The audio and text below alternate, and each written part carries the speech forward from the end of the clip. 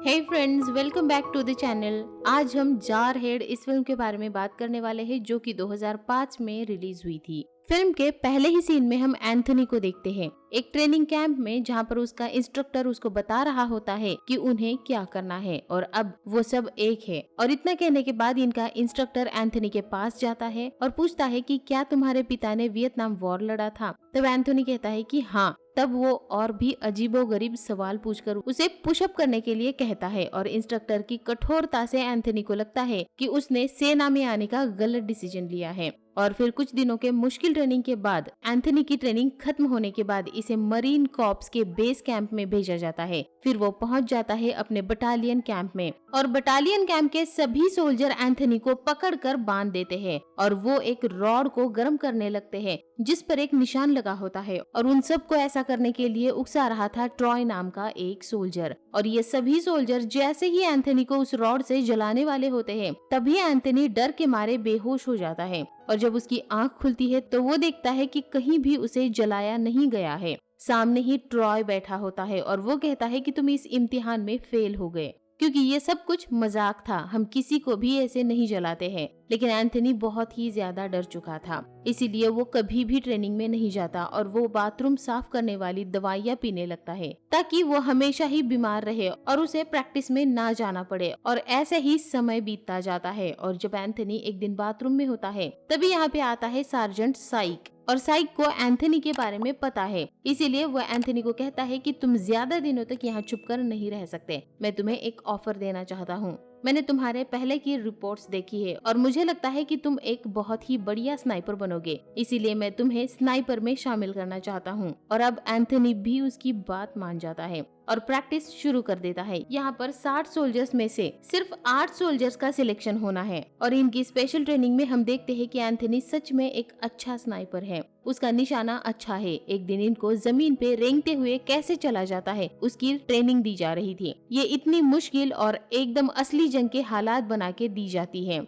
हर तरफ बम फोड़े जाते हैं, गोलियां चलाई जाती हैं। ऐसे ही तार के नीचे से रेंगते हुए निकलने की ट्रेनिंग के दौरान परेशान होकर एक सोल्जर उठने की कोशिश करता है और गोली लगने की वजह से वो मारा जाता है। और फिर कुछ दिनों बाद इनका स्नाइपर का ट्रेनिंग खत्म हो जाता है और बस 8 लोगों ने इस ट्रेनिंग को पूरा किया है। इनमें से 4 स्नाइपर है और 4 स्पॉटर है। स्पॉटर स्नाइपर को गाइड करता है निशाना साधने के लिए। यहाँ पर एंथनी एक स्नाइपर है और उसका स्पॉटर है ट्रॉय। कुछ दिनों के बाद इन्हें पता लगता है कि इराक और कुवैत में लड़ाई छिड़ गई है और इस वजह से इन्हें जल्दी ही युद्ध पे भेजा जाएगा, इसीलिए सारे लोग खुश हो जाते हैं। और ये सब सोल्जर प्लेन से सऊदी अरब पहुंच जाते हैं और वहाँ पे बटालियन कमांडर लेफ्टिनेंट कर्नल इनको बताता है कि हमारा मुख्य लक्ष्य लड़ना नहीं है बल्कि तेल क्षेत्रों की रक्षा करना है। और फिर इन्हें तेल क्षेत्रों की तरफ भेज दिया जाता है और वहाँ पर ये अपना कैंप लगाते हैं। वहाँ इन्हें पूरे दिन ट्रेनिंग दी जाती है और ये पूरा दिन कैंप में ही होते हैं।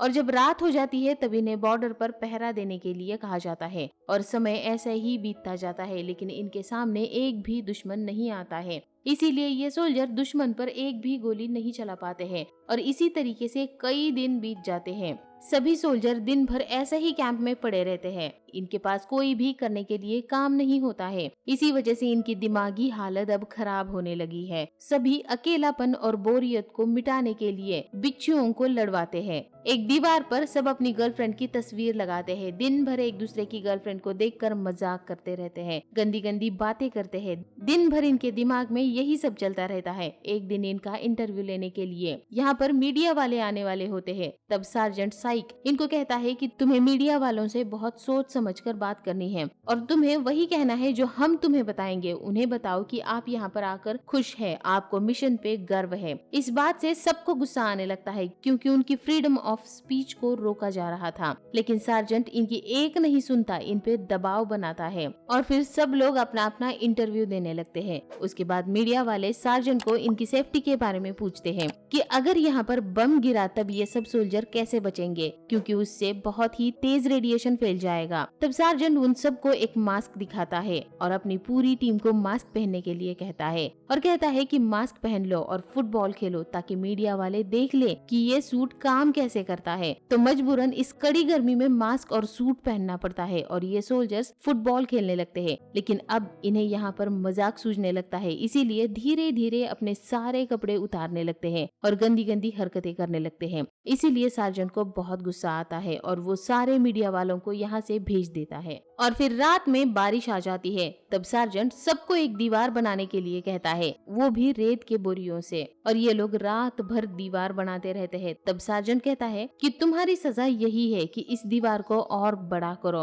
और जब ये दीवार तैयार हो जाए तो फिर से इसे तोड़ो। और इतना कहने के बाद वो चला जाता है और ये लोग भी दीवार को तोड़ने लगते हैं। फिर कुछ दिनों के बाद एंथनी को अपनी गर्लफ्रेंड की चिट्ठी मिलती है जिसमें उसने लिखा था कि उसे एक नई नौकरी मिली है और वहाँ पर एक मैनेजर है जिसका नाम मार्क है और मार्क बहुत ही अच्छा लड़का है और वो बड़ी ही ध्यान से बातों को सुनता है। और इन सारी बातों को पढ़ने के बाद अब एंथनी को गुस्सा आने लगता है और एंथनी ये बात अपने सारे साथियों को भी बताता है। तब उसके सभी साथी उसका मजाक उड़ाने लगते हैं। फिर अगले दिन इन सबको मौका मिलता है फोन करने का। तब एंथनी अपनी गर्लफ्रेंड को फोन करता है और उससे बात करने लगता है, लेकिन एंथनी के दिमाग में सिर्फ मार्क की ही बातें घूम रही थी, इसीलिए वो मार्क के बारे में पूछता है। लेकिन उसकी गर्लफ्रेंड ज्यादा कुछ नहीं बताती और वो फोन को रख देती है। इसीलिए एंथनी परेशान हो जाता है और उसकी रात की नींद उड़ जाती है। और वो जब बाथरूम में जाता है तब उसे शीशे में भी अपनी गर्लफ्रेंड नजर आती है और वो रेत की उल्टियाँ करने लगता है। तभी एंथनी की आंख खुल जाती है। दरअसल वो सपना देख रहा था। फिर ये लोग फिल्म देखने जाते हैं। दरअसल इनके एक दोस्त की गर्लफ्रेंड ने डियर हंटर की फिल्म भेजी है और ये सब लोग जैसे ही मूवी देखने लगते हैं इन्हें पता लगता है कि ये कोई भी फिल्म नहीं है बल्कि एक सोल्जर की पत्नी ने अपने पड़ोसी के साथ अफेयर की वीडियो बनाकर उसे भेजी है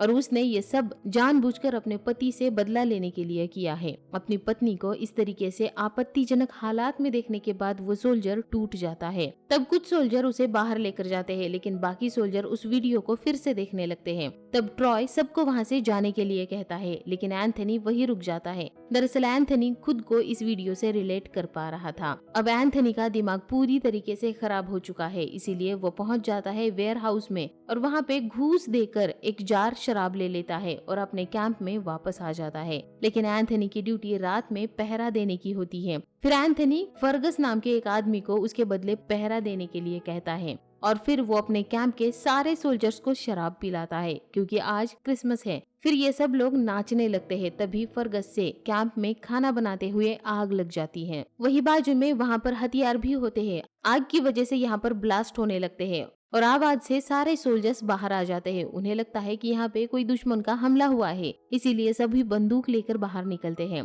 तब फर्गस अपनी गलती मान लेता है और उसके बाद अगले दिन सार्जेंट रात में हुए हादसे की वजह से एंथनी को लैट्रिन साफ करने का काम दे देता है क्योंकि रात में पहरा देने की ड्यूटी एंथनी की थी। फिर एंथनी लैट्रिन साफ करने लगता है, लेकिन ये सब उसके लिए बहुत ही निराशाजनक होता है। फिर एंथनी अपनी बंदूक उठा लेता है और फर्गस के पास चला जाता है और उसके सर पे बंदूक रखकर उसे धमकी देने लगता है। और फिर वो फर्गस को एक बंदूक दे देता है और कहता है कि तुम मुझे गोली मार दो। और इन सारी चीजों को देखकर फर्गस बहुत बुरी तरीके से डर जाता है। तब एंथनी को महसूस होता है कि वो गलत कर रहा है, इसीलिए वो कोने में जाकर रोने लगता है। और थोड़ी ही देर बाद ये लोग गश्त के लिए निकल जाते हैं, लेकिन सबको ये बात पता लग जाती है। इसीलिए ट्रॉय एंथनी से कहता है कि तुमने फर्गस के साथ जो भी किया है उसके लिए तुम्हें फर्गस से माफी मांगनी चाहिए। तो एंथनी फर्गस से माफी मांगता है और रोने लग जाता है। इनकी बातें चल ही रही होती है कि तभी इन्हें गोली की आवाज सुनाई देती है। तभी ये सामने से कुछ लोगों को आते हुए देख लेते हैं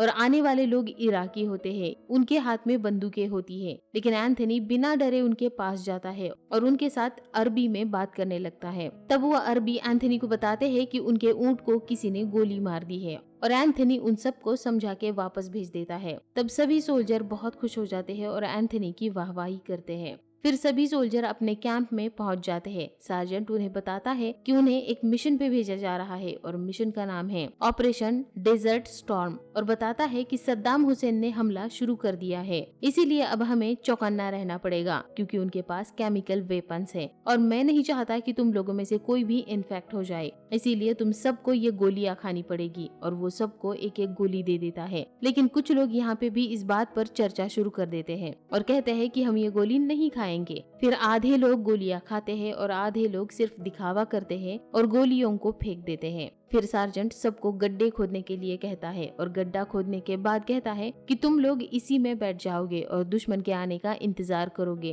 ट्रॉय इससे परेशान हो जाता है और कहता है कि दुश्मनों को आने में तो अभी बहुत वक्त है, लेकिन अभी से ये सब कुछ क्यों करना है। एंथनी भी ट्रॉय का साथ देता है। तब सार्जेंट एंथनी को साइड में लेकर जाता है और बताता है कि जैसे ही हम यहाँ से वापस जाएंगे हम ट्रॉय को सेना से निकाल देंगे क्योंकि उसने झूठ बोला है और उसका क्रिमिनल रिकॉर्ड है, इसीलिए तुम उससे दूर रहो वरना तुम्हारा भी रेपुटेशन खराब हो जाएगा। फिर एंथनी ट्रॉय के पास जाता है और कहता है कि तुमने मुझे पहले क्यों नहीं बताया तुम्हारे क्रिमिनल रिकॉर्ड के बारे में। तब ट्रॉय कहता है कि तुम अपने काम से काम रखो, इसीलिए एंथनी को और भी ज्यादा गुस्सा आ जाता है और वो अपना गड्ढा खोदने लगता है। और जैसे ही ये लोग कैंप में वापस आ जाते हैं, इसे अपनी गर्लफ्रेंड का खत मिलता है जिसमें उसने लिखा होता है कि मैं हमेशा से सिर्फ और सिर्फ तुमसे प्यार करती रहूंगी, और उसने एंथनी के लिए एक टी शर्ट भी भेजी है। तभी यहाँ पर ट्रॉय को देखकर एंथनी को गुस्सा आ जाता है और एंथनी ट्रॉय की सच्चाई पूरे कैंप को बता देता है, इसीलिए सब लोग गुस्सा हो जाते हैं और वो ट्रॉय को पकड़ लेते हैं। उसके बाद उस रॉड को गर्म करते हैं और सच में उसके पैरों पर चिपका देते हैं ताकि वो निशान पूरी जिंदगी उसके साथ रहे।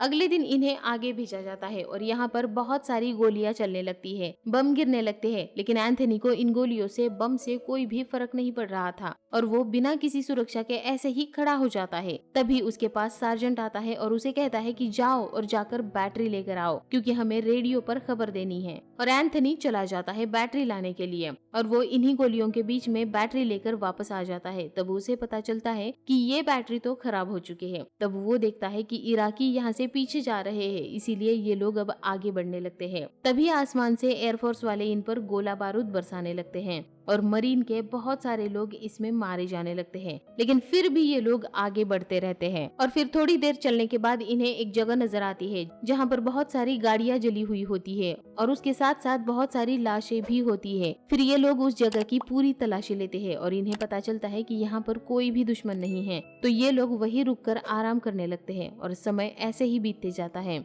और इसी बीच एंथनी एक लाश को देखता है और देखते ही उसे उल्टियाँ होने लगती है। इस जगह जितने भी तेल के कुएं हैं, इराकी इन सारे कुओं को जला देते हैं, इसीलिए अब आसमान से तेल की बारिश होने लगती है, इसीलिए ये पूरी जगह तेल और धुएं से भर जाती है। तब सार्जेंट सबको जमीन खोदने के लिए कहता है, इसीलिए अब सब जमीन की खुदाई शुरू कर देते हैं और ये लोग बहुत देर तक खुदाई करते रहते हैं। तेल की बारिश की वजह से अब इन सबको बहुत परेशानी होने लगी थी और इन्हें अंदर कुछ मरीन्स की लाशें भी मिलती है और अब ये लोग यहाँ से निकलने लगते हैं। तभी इनके पास एक बड़ा ऑफिसर आता है और कहता है कि उसे 2 स्नाइपर चाहिए। तब सार्जेंट एंथनी और ट्रॉय का नाम ले लेता है। फिर वो ऑफिसर इन दोनों को समझाता है कि तुम्हें 2 बड़े ऑफिसर को मारना है जो एयरपोर्ट के टावर पे होंगे, लेकिन तुम लोग तब तक गोली नहीं चलाओगे जब तक हम लोग तुम्हें मंजूरी नहीं दे देते। इसीलिए ये दोनों निकल पड़ते हैं और जाकर एक बिल्डिंग में छुप जाते हैं जहाँ से इन्हें वो टावर अच्छे से दिखाई दे रहा होता है और एंथनी अपने स्नाइपर से देखता रहता है और थोड़ी ही देर बाद वो ऑफिसर वहाँ पर आ जाता है। तब ये लोग अपने ऑफिसर्स को कांटेक्ट करते हैं और यहाँ पे इनको इजाजत मिल जाती है गोली चलाने की, लेकिन जैसे ही एंथनी ट्रिगर दबाने वाला होता है तभी यहाँ पे एक मरीन ऑफिसर आ जाता है और कहता है कि अब तुम लोगों को गोली चलाने की जरूरत नहीं है क्योंकि जल्दी ही यहाँ पर हवाई हमला होने वाला है और वो लोग उस पूरे टावर को ही उड़ा देने वाले हैं। लेकिन एंथनी कहता है कि मुझे गोली चलानी है, लेकिन मरीन ऑफिसर इन दोनों को मना कर देता है। तब ट्रॉय पागल हो जाता है और कहता है कि मुझे कैसे भी करके एक गोली चलाने दो, प्लीज मुझे गोली चलानी है। एंथनी ट्रॉय को रोकता है और कुछ ही पलों बाद प्लेन से उस टावर पे बमबारी की जाती है और वो टावर डिस्ट्रॉय हो जाता है। फिर मरीन ऑफिसर यहाँ से चले जाते हैं। एंथनी और ट्रॉय अपने बटालियन के पास लौटने के लिए निकल पड़ते हैं। तभी इन्हें बहुत सारी फायरिंग की आवाजें सुनाई देती है। इन्हें लगता है कि कोई दुश्मन है, लेकिन जैसे ही ये लोग कैंप के पास जाते हैं तो ये लोग देखते हैं कि सारे लोग सेलिब्रेट कर रहे होते हैं क्योंकि वो जीत चुके हैं, सद्दाम मर गया है। तब एंथनी कहता है कि हमने एक भी गोली नहीं चलाई है और हम किस चीज का जश्न मना रहे हैं। तब ट्रॉय कहता है अब चला लो गोली। इसीलिए एंथनी भी सब सोल्जर के साथ साथ हवा में गोली चलाने लगता है। फिर सभी सोल्जर अपने देश अमेरिका में लौट आते हैं। तब आम लोग इनका बहुत ही अच्छे से स्वागत करते हैं,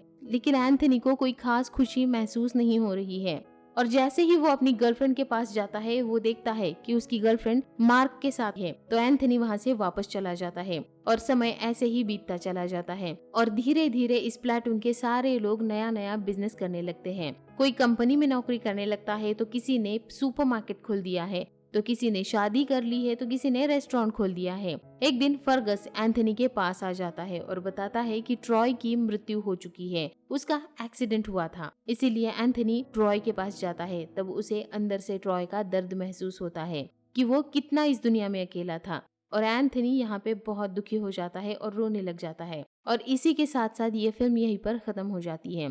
आपको इस फिल्म की स्टोरी कैसी लगी मुझे कमेंट करके जरूर बताइए। वीडियो को लाइक करिए, चैनल को सब्सक्राइब करिए और अपने दोस्तों के साथ शेयर भी करिए। चलो फिल्म देखे 2, जो मेरा दूसरा चैनल है जिसके ऊपर हॉरर, सस्पेंस और थ्रिलर मूवीज में डालने वाली हूँ। वो चैनल भी जाके चेकआउट कर लीजिए, वहाँ पे भी आप सब्सक्राइब कर लीजिए और उस चैनल को भी आप बहुत सारा प्यार दीजिए। And finally thanks for watching, bye bye.